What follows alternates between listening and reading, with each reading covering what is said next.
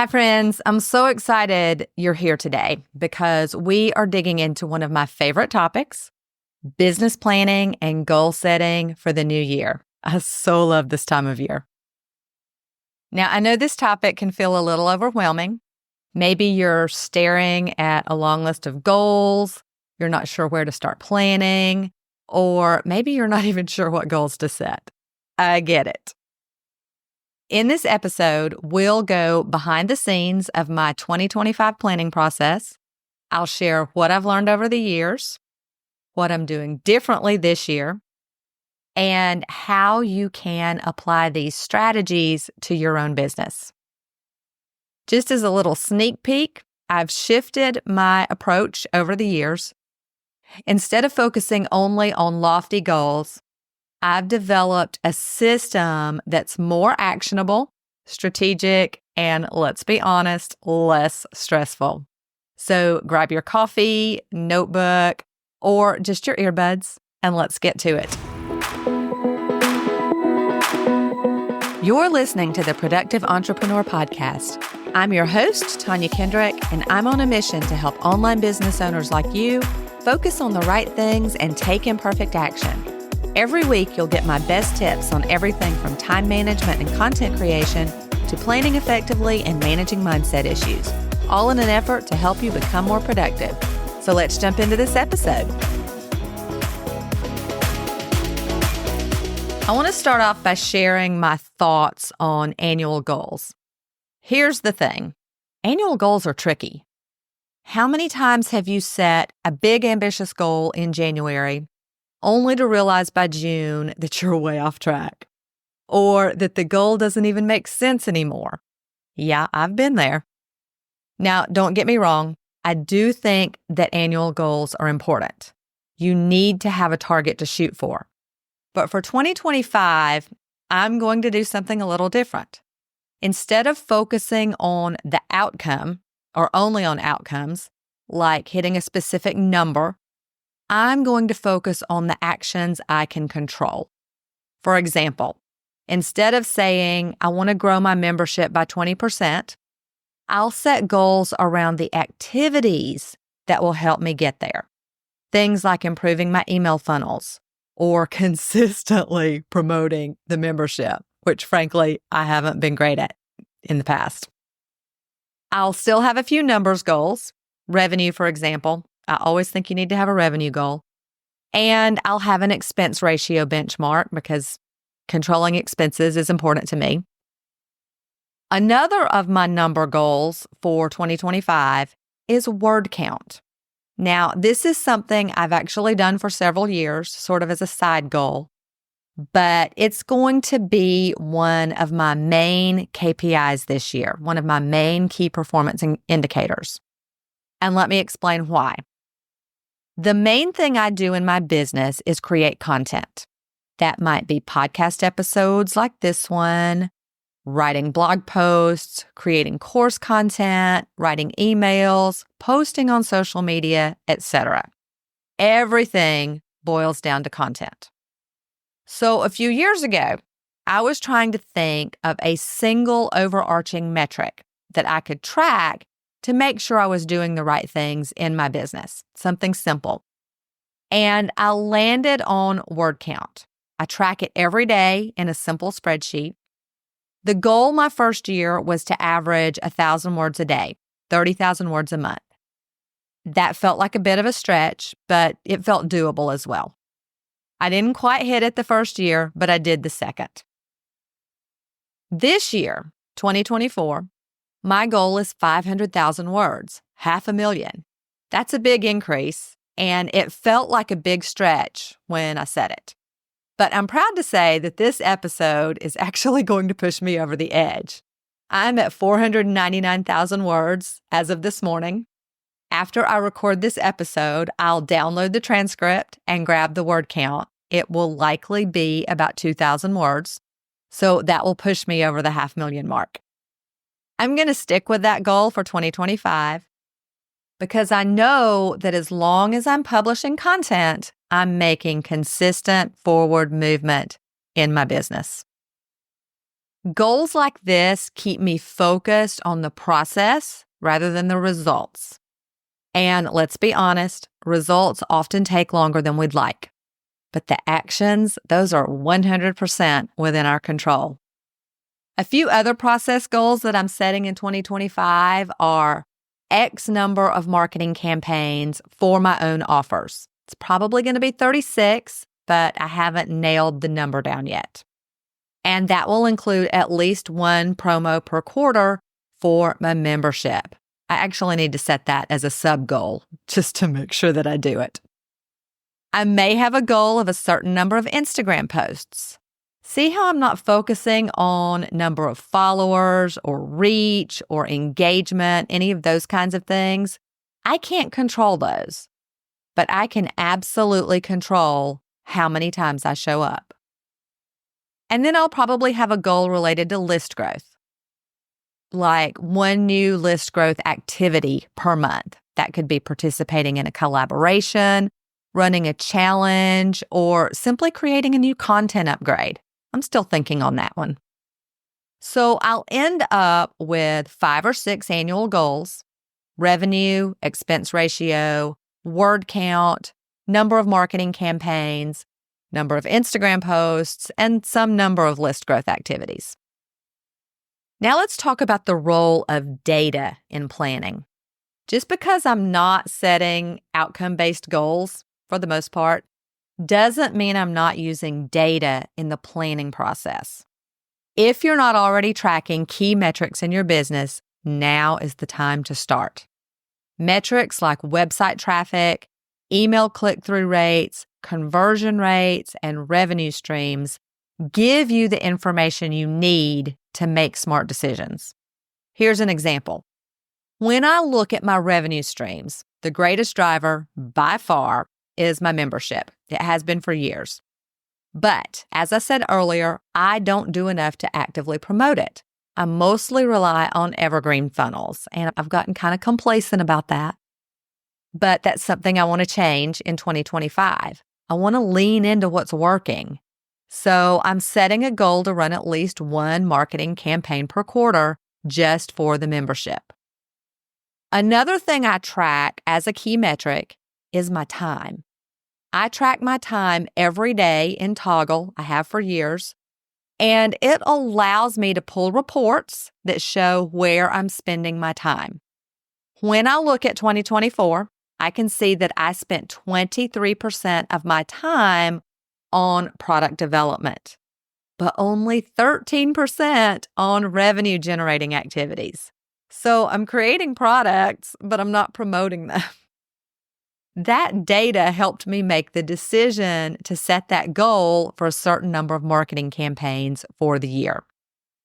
When you rely on data, you can stop guessing and start making informed decisions that move the needle in your business. Let's shift gears and talk a little bit about busy work. We've all been there. Spending time on things that feel productive, even if those tasks aren't exactly moving the business forward. I often find myself spending way too much time creating spreadsheets with complicated formulas because I love spreadsheets and playing with them is fun. But it's also a classic busy work trap. Sure, having organized data is important, but spending hours perfecting formulas doesn't bring in new customers. It's better to focus on activities with a higher ROI, things like creating content and nurturing my email list. These are activities that will help your business grow. I'm still tempted to do busy work type things, by the way. A couple of weeks ago, I was watching the new Kristen Bell series on Netflix. I think it's called Nobody Wants This. Anyway, I started noticing the font that they used for the series title, and I really liked that font. And I started thinking I could switch my main display font to that. But then I put on the brakes. Do I really need to change a font? Is that really going to help my business? No, it isn't. Busy work like this is really just a form of procrastination. So here's my advice. Look at your task list and ask yourself, Does this directly support my goals? If the answer is no, then it's time to let that task go. Running your tasks through the Eisenhower matrix is a good test, by the way. And I talk more about that in episode 21. I'll include a link to it in the show notes. Now let's talk about one of the biggest perks of this type of goal setting and planning: better work-life balance. I know that you didn't start your business to work 24/7. Neither did I. One of the common pitfalls of traditional numbers-based goal setting is focusing solely on outcomes. We've talked about this already. When your sights are set on a specific number like follower count or number of new leads, it's easy to fall into the trap of working more hours, constantly chasing that elusive target. The problem is those outcomes aren't fully within your control. Unexpected things happen, and the finish line can keep moving.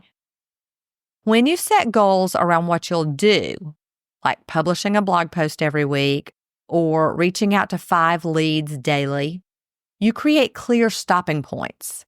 You can finish the task, shut down your computer, and feel accomplished because you know you've done the work that moves the needle. And you can move your work around to fit your life. For example, last spring, I took over a week off, almost 10 days, I think, to go to the beach. This was the first vacation I've taken since before the pandemic. It felt risky because I actually already had a month-long sales campaign planned, and that vacation fell right in the middle. But before I left, I did as much of the work as possible. I had my sales pages done, I had my emails written and scheduled, so while I was at the beach, my business kept running smoothly. Sales came in every day while I was gone. If you're curious about more tips for balancing work and life, check out my episode on work-life balance. I'll drop a link to it in the show notes for you. Here's the thing about planning. It's not set in stone. One of the best lessons I've learned is to stay flexible and experiment. For example, this year, I tested collaborations as a lead generation strategy. I had stopped participating in bundles and summits a couple of years ago, and so I wasn't really sure how it would go. I mean, things change, so I wasn't sure how it would go. But it ended up being worthwhile, and it brought in a lot of new leads. So I'll continue with this strategy in 2025. On the flip side, I also tested a new offer that just didn't perform as well as I'd hoped. And that's okay. Every experiment is a learning opportunity. So don't be afraid to try new things. Just make sure that you're keeping track of what works and what doesn't so that you can adjust as needed. Episode 2 of the podcast is all about flexible planning. I'll drop a link in the show notes. Finally, let's talk about executing your annual plan and making sure your actions stay aligned with your goals all year long. This is where 90-day planning comes in. Instead of trying to tackle everything at once, I break my year into 4 90-day chunks. Each quarter, I set specific project-based goals that align with my broader annual goals. For example, since one of my annual goals is to promote my membership at least once a quarter, my 90-day goals might include running a sneak peek challenge, offering bonuses, and refreshing my sales page. These smaller goals are actionable, measurable, and realistic. And if you're looking for a tool to help you turn your goals into actions, I highly recommend my Be a Goal Getter Productivity Workbook and 90-Day Planner. It's designed to help you set meaningful goals, map out your next 90 days, and execute your plan on a daily basis. I'll include a link to it in the show notes if you want to check it out. All right, friends, let's recap the key points from today's episode. Focus on actionable, process-based goals rather than outcomes you can't control. Use data to guide your decisions and eliminate guesswork. Identify and eliminate busy work so you can focus on high-impact activities. Stay flexible and experiment with new strategies to find what works best for your business. And execute your annual plan in 90-day chunks. Your action step for this week is to carve out some time to reflect on your 2024 wins and challenges. Then start mapping out your 2025 goals using the strategies we discussed today. Thank you so much for tuning in.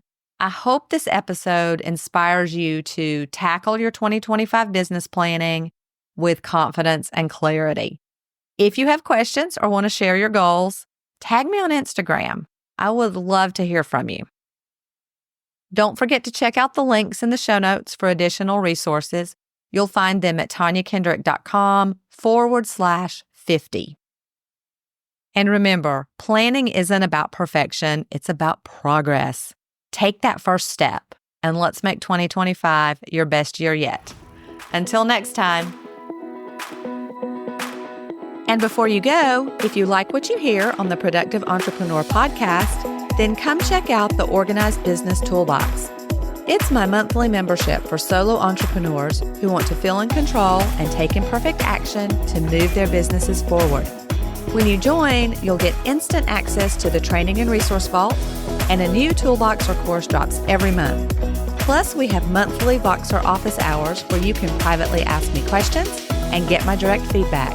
If that sounds like something you need, the link is in the show notes, or visit tanyakendrick.com, and I'll see you on the inside.